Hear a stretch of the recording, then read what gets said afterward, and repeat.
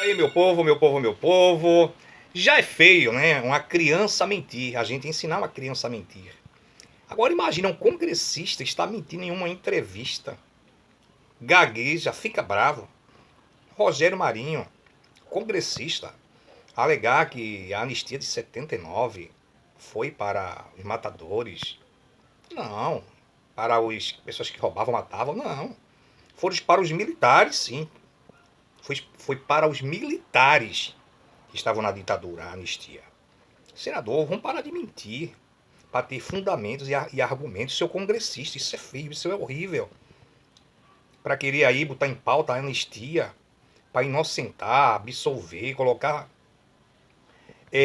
mostrar que vocês não querem obedecer a ordem judicial.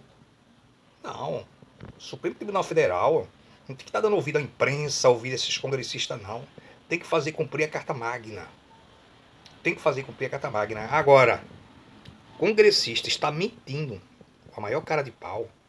Veja que matéria nojenta, que matéria horrível do congressista chegar e ficar estressado ainda. Veja que coisa feia desse parlamentar, desse congressista. Projeto alternativo que os senhores estão discutindo no Senado, alternativo ao texto que está sendo debatido na Câmara. Eu não conheço o texto, né? Eu não vi o texto. Você viu, mande para que a gente possa olhar e a gente pode debater. Por enquanto, me parece que é muito mais uma ideia, uma vontade, uma intenção do que uma materialização de uma proposta. Eu não vi o texto, né? Não estou participando das conversas. O presidente do Senado, Davi Alcolumbre, disse que tem uma discussão alternativa ao texto que está sendo discutido na Câmara. Então, a minha pergunta agora é: anistia para quem o senhor defende quando o texto for discutido no Senado? É evidente que não há possibilidade de aceitarmos uma anistia seletiva por todos os argumentos que eu tenho ouvido, inclusive dos senhores, da Globo e dos demais veículos de comunicação. Adoro. Como é que você vai anistiar 1.500 pessoas e não anistiam 3 ou 4 pelo mesmo motivo? O que o senhor está dizendo, quando o senhor fala de anistia seletiva, o texto que o senhor defende é anistia incluindo o ex-presidente Bolsonaro, é isso? Não, ampla.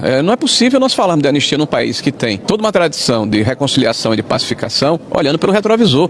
Quem nós ouvimos falar contra de uma maneira muito incisiva contra a possibilidade de anistia, aliás, entoando palavras de ordem, se posicionando publicamente contrário, é o presidente Lula e os seus acólitos. E são justamente eles que foram beneficiários de anistia. As pessoas que foram anistiadas por crime de morte, vamos deixar claro, por assalto a banco, por sequestro. E naquela oportunidade, para se reconciliar o país, não se fez uma gradação. Olha, só vamos anistiar quem falou mal do governo, ou quem estava numa passeata, ou quem eventualmente escreveu um livro proibido. Senador, só um ponto aqui, que a anistia de 79, ela não foi ampla, geral e restrita. Os crimes de sangue, ou seja, os guerrilheiros, quem fez, quem matou, não foi beneficiado pela anistia. Mas sim crimes conexos de militares, ou seja, os militares que cometeram crime de sangue foram anistiados, mas os guerrilheiros não. Feita essa ponderação, o senhor falou em anistia seletiva, como a de 79 foi. A minha pergunta, é justo uma pessoa do 8 de janeiro que foi lá, pichou uma estátua, pegar a mesma pena de um comandante, um líder, que, por exemplo, um general planejando matar autoridades? É justo você botar tudo no mesmo barco? É evidente que não. Você querer pegar uma pessoa que pichou de batom uma estátua e apenar ela com 14 anos, ou alguém que está dentro da sala porque sentou na cadeira do STF ou de algum ministro, pegar 17 anos de prisão. Agora, é evidente, ninguém é inocente. Isso está sendo feito justamente para justificar uma pena de 30, de 40 anos para o presidente Bolsonaro. O sistema quer retirá-lo do processo eleitoral. Primeiro, o ex-presidente, desde 1985, está sendo julgado direto numa turma, não é no pleno do tribunal. O seu delator, 11 depoimentos diferentes, mudando o tempo todo, inclusive com publicações feitas em órgãos de imprensa sério, dizendo que estava sendo coagido e o tempo todo mudando a sua condição para tentar adequar o seu depoimento. Então, está havendo uma situação muito grave no Brasil que não é justiça. Foi o que disse o Tarcísio, na verdade, senador, foi mal interpretado.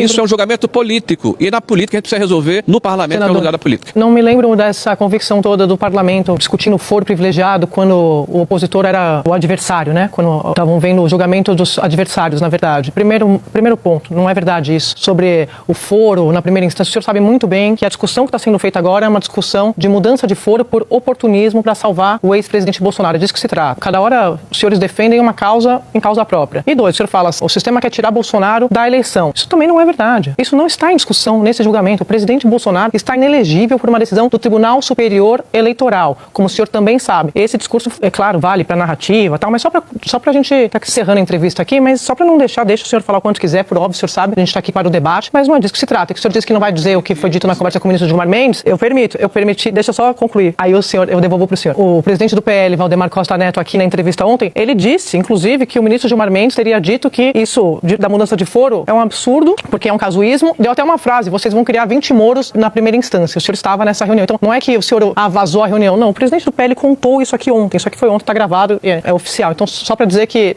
somos nós, estamos dizendo, foi o presidente do partido do senhor que disse sobre a mudança de foro, só para deixar tudo direitinho aqui. Pode falar, por favor. Vou dizer primeiro que é a sua opinião, a minha é outra opinião. Eu reitero o que disse. O foro foi mudado por conveniência do tribunal para permitir, isso é a minha opinião, para permitir justamente a retirada do presidente da República, que é a maior liderança de direito do país, do jogo eleitoral. Claro. Opinião do senhor, claro, mas uma coisa é opinião, outra coisa são os fatos, né? O senhor falou antes de julgamento em primeira instância, só por isso que eu falei que... É a sua opinião. Essa é a opinião do senhor, tá tudo certo. Então Essa é a opinião do senhor, tá tudo certo, senador. Porque houve a mudança do foro privilegiado, o senhor sabe muito bem disso, o senhor acompanha. Não, eu não sei muito ali bem, no Supremo em 2023. Olha, isso é um vício de quem está entrevistando. A senhora está falando e já está colocando qual é a minha opinião. A minha opinião é outra, diferente da sua. Eu não sei muito bem, não. O que eu sei muito bem foi o que eu disse. E o que eu disse eu assumo. Eu estou falando o que eu estou assumindo aqui publicamente. O que a senhora fala, a senhora assume também. A senhora não pode botar a palavra na minha boca, por favor. Eu não sei muito bem, não. O que eu sei muito bem eu disse a senhora.